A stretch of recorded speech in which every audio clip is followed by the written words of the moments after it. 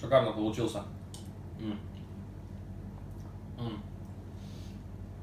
Все чувствуется, и тыковка, и карри, и апельсинчик, лучок. Вот это все чувствуется, но это друг друга не перебивает.